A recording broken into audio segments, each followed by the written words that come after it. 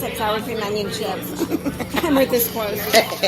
Hello, this is Jenny from Jenny's Real Talk on the Block on LA Talk Radio Channel 1 and iHeartRadio. We are here at the amazing booth number 956, so 956 here at the LA Times Festival of Books. This is our second year being here. Thank you to Black Chateau Enterprises and Books That Make You for inviting us to come back again this year. We're here doing interviews with some amazing, incredible authors, many different subject matters, but right now we are here with author Laurie Finkelstein. Did I say it right, for the love of God? Did. Thank God. You always do. I try. So we're here today to talk about your book, and I know we've interviewed before, well, at here and at the radio station, so we like that. I want to talk a little bit more about you and the reason you wrote this book, and let's tell everybody what this. Now we're talking about Next Therapist. Gotcha. Okay, so this book it's called Next Therapist, Please. Go check it out. You can get it on Amazon. Next Therapist, Please. And Laurie was just interviewed recently, just a couple days. Well, yesterday morning on KTLA here in here in LA. He was on TV. I love it. So let's talk about Next Therapist, Please. I want to tell people a little bit more about your book and what inspired you to write it. Great. Thank you, Jenny. I really appreciate this. I started Next Therapist, Please as a way of dealing with my experiences with my own anxiety, depression, and OCD. So I started journaling these experiences that were difficult throughout my life and raising a special needs son. And that was for my own therapy. But after I finished my collection of stories and circumstances, I read through them and there was an interesting thread of humor. While that I had the perspective to look back on and find. And I wanted to share those stories and those experiences. But because I love romantic comedy so much, I had to turn it into a romantic comedy. So I've taken a mainstreamed character with mental illness, and she hops from one therapist to the other throughout her life. She sees 6 therapists. All 6 are fashioned after my personal therapist. And so it's a beautiful story. There's a light romance, happy ending, and I'm shedding light on a sensitive, serious subject. I want to thank you personally, myself, as a lot of people don't know this. I don't like to tell everybody, but I also suffer from bipolar disorder, anxiety disorder, PTSD, and seasonal affective disorder. Even at one time, they almost diagnosed me with borderline personality disorder. But then when I asked what's the difference, she said, oh, same medication. So she didn't see the need to change the diagnoses from bipolar to that. She said, I wouldn't give you any different medication, so what's the point? That's hilarious. I know your struggle, with depression and anxiety my whole life. I remember my first anxiety attack, I was 10. Doesn't it feel like a heart attack when you're that young? Well, how old were you when you experienced your first, when you started realizing there's something wrong here? Well, actually, I suffered from extreme anxiety when I was 3 years old. Oh, wow. So it began in preschool. Wow. And I was afraid of literally everything gave me anxiety. I had constant stomach aches. It was not fun growing up. Right. And it took a long time to diagnose. So I've been dealing with it for a very long time. Right. And I'm on medication. I am going to a therapist on a regular basis, but it still pops through. It's just, some people like me are medication intolerant, I guess. It's just, it can only do so much. Yeah. I hear you on that one. Even with, I just had another psychological evaluation done, and they said, yeah, take some money, please. You can have it. You're crazy as hell, and you deserve this now. So.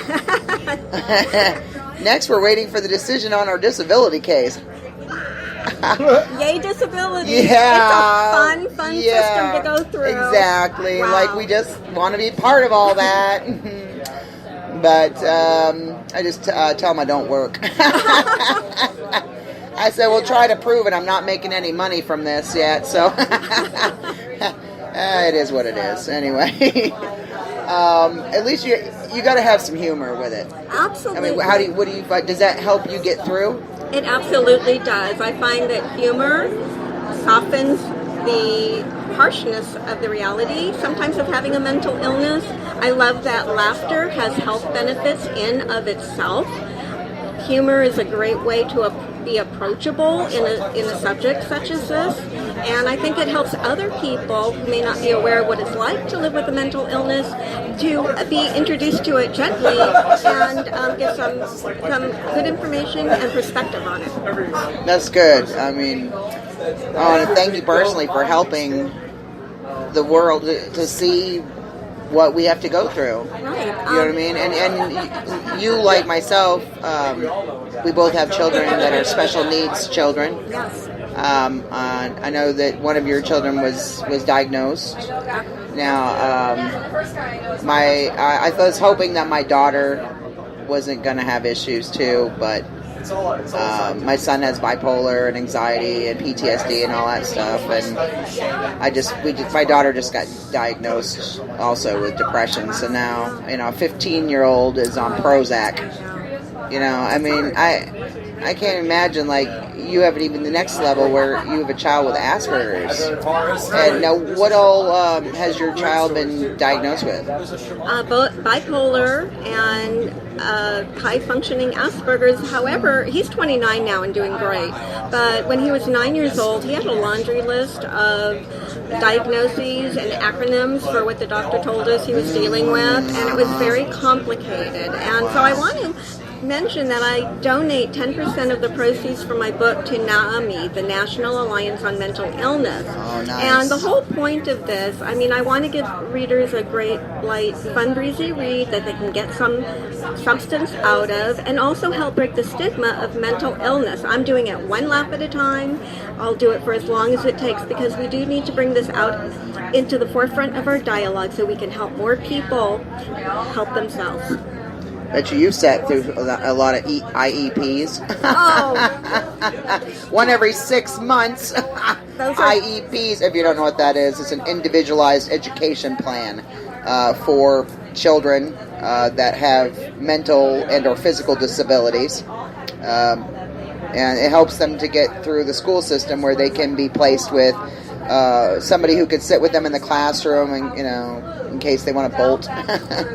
That's what my son used to do.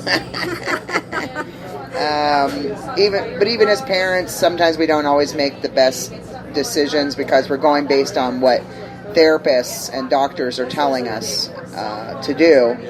And sometimes it's not always a good thing. What have you found in your travels with this, between your own stuff as well as your kid? Well, for me, I started seeing therapists in high school, Okay. but it wasn't until I was 37 that I was actually properly diagnosed and started taking medication for the first time. That was a lot of years of struggling. Wow. And even once we started on medication, for those that don't know, it's a very complicated process because these medications don't work the same on everybody, and everybody's biological brain disorder functions differently and responds differently. So it's a trial and error process that goes on for months until you can find the right medication. But I will say it's worth the time and effort when you become more functional. I agree. I always like to call it guinea pig. I felt like a guinea pig. Mm-hmm. It took them years to find the right medication combination for me.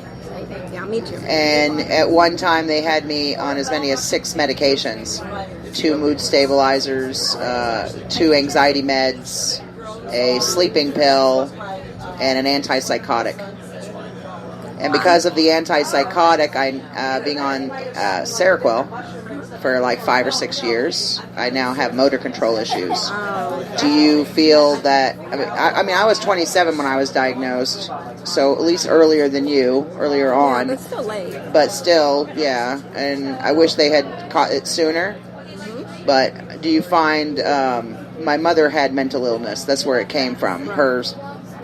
And did you have the same experience? Did you have Did you find that you came from a parent that had also had mental illness? Yes, it runs on my father's side. Okay. There have been, unfortunately, Tourette's, bipolar, and there's been several suicides on his side of the family. So it's, and unfortunately, it's genetic.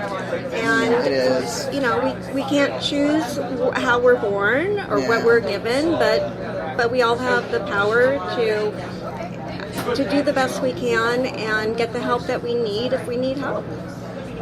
Do you find in your travels, since you've been here, like going through all this, do you find that you've had a lot of struggles in the sense of, I went through a lot of jobs, relationships, marriage number 3 now, but this one's a happy one, okay? I'm just saying. But do you find that you've been through the same kind of struggles, things that have held you back in life from maybe doing what you fully wanted to do, or maybe made it so that you didn't act properly and lost jobs or anything like that? Have you ever had those experiences? I was very good at hiding my inner turmoil, so I didn't necessarily have a problem in jobs. I developed ulcers, migraines. I developed physical responses to holding everything inside and looking on the outside like I knew what I was doing, when on the inside I was falling apart. And so that was very difficult, and that's still pretty much how I operate, although I have many, many more tools. I've had better therapists, I'm learning better tools, I'm learning to reframe my thoughts, and all those things are helping me now later in life. But it's been a long road, and I hope everybody's road is a lot shorter. It would be nice, right? Yeah. I find that I have a lack of focus a lot of times. Things bore me too quickly. I'm on to the next thing, or the next book, the next TV show, the next whatever. You can only hold your attention for so long. Do you find that you sometimes have that same problem? I do. I have a problem. One, I cannot multitask. So and my mind is always jumping to something further ahead. Yes. So I find myself jumping to different chores, things to do, and not completing everything. Because, I'm like, oh no, I got to work on this now. Oh no, I got to work on this now. And so I really need to slow myself down and be more methodical. And it just takes a lot of self-control. But it's actually kind of comical when you see me at home trying to work and get stuff done and leaving little trails behind. Yeah, I've had that same response. People always look at me like, what the hell? Weren't you just working on this, or this, and now you're over here and you didn't finish that? And, I know what you're saying. And I also know what you're saying in the sense of everything turning into a physical ailment. Yes. I had ulcers as a teenager. My mother passed, and mental illness and all that stuff, and we didn't know, so I know how it can turn into that. Right. Very quickly, and it's not easy to get out of. If anybody's struggling, I highly recommend getting help, whether it's a therapist or a psychiatrist. If your illness is keeping you from doing the things in life that you want to do, you need to reach out for help and live a better life. Not just live it, but thrive. Right. And how many medications does your psychiatrist have you on now? Right now, I am on 5 medications. That's quite a cocktail. Yeah. And even with that, the depression and the anxiety and the OCD pops through pretty strong. I'm using CBD oil right now to help counteract the anxiety, and it has an incredible effect. It is working. Okay. Now, obviously, there are some things that are so stressful, you're just going to be anxious no matter what. But just for everyday living, it's eliminating the constant feeling of anxiety that I had, and I'm very grateful for that. Maybe I should try that. Oh, absolutely. I keep looking into that. I live in LA, so don't judge me. I am a major weed head, and I smoke marijuana every day. At least, we are maybe 2 blunts a day, roughly? Yeah. We've been conserving. We're not doing as bad, but Okay, it would be more if we could afford it, but no, I'm just kidding. I have too much work to do. If I was high all day long, which I pretty much am, I just don't think I could handle it. Between TV show, radio show, you need a really good sativa. I work better. Maybe I should switch to sativa. I for some reason I keep doing indica. Not good for daytime. No. So sativa during the day and indica at night. Sativa will give you energy and creativity, and it keeps me working. If I'm writing for 12 hours a day, it keeps me relaxed in the chair, but it keeps my mind sharp and creative. So I highly recommend it. I need to switch. Yes, I think so. Yeah. I mean, I'm glad I'm down to 3 medications now, but at the same time, sometimes they have to tweak it, up your dosage. Right. Do you find, have you had that recently at all? I have. As I get older, I'm in my 60s now, and medications just become ineffective after a while. And so there is a continual process of coming down off one medication and trying another one, and it's tricky, but it's worth it depending on what kind of lifestyle you want. I mean, I prefer not being in bed and living my life outside of my bed. Right. So. I agree with you on that one. I got it. Now, is there any advice? Obviously, we've been talking about people getting help. And don't be afraid. Don't be ashamed. There isn't as much of a stigma to having mental illness now as there once was. Back in the day, my mother was scared of saying anything to anybody about anything because she was afraid. My children will be taken away from me. I'll be stuck in a padded cell wearing a jacket and stuff, and I won't be able to ever have a normal life. Ever. And it was like that not too long ago. Yeah. It was like that, and it's so sad. It's a sad history. And I'm very happy that organizations like NAMI are helping break the stigma, having people out giving lectures and talks, and that's what we need. We need to open up this dialogue more. There are about 60, I just read that there is 60% of children and teens right now are suffering from depression and anxiety and are not getting the help they need. And I don't know what the solution is. I think schools should have a course on mental health. Not because they have health science. I think they really need to focus more on also on mental health issues. Don't be afraid. That is the biggest thing. Don't be afraid to ask for help. Don't be afraid to go to your guidance counselor at school. Right. Or if you're an adult, get help. Get the help that you need. Don't be ashamed. Don't feel that, nobody will like me. Nobody will understand. Trust and believe they will. There's a lot of people out there suffering from this, from different mental disorders. A lot of us have been since we were little kids, and it just never got caught until we got older. So don't be afraid to get help now while you're still young, while you still can. Go get a therapist, get a psychiatrist. If you need to be on meds, get on meds. Don't let them misdiagnose you. Make sure do research. Look into the different mental, what you have going on, and seeing if it matches to anything. That's how I figured out I was bipolar. Mm-hmm. It was by reading up on stuff. And you need to know about yourself and your own mental health and physical health and be informed. And I want to thank people like you, Laurie, that write books about this sort of thing to help people to realize that they could live a normal life if they took the steps to do that. And what would you like to say to everybody out there about this before we go? Okay. In closing, I would like to reiterate what Jenny said. If there is no reason why anybody should not get the help that they need, no matter what your age is. It's time to stop hiding behind her illness and going out and getting the help that we need. Like Jenny said, if you're a very young person, there's school counselors, there's guidance counselors. If you can't go to your parents, there are other alternatives. But hopefully you can go to your parents and say, look, this is what I'm dealing with right now.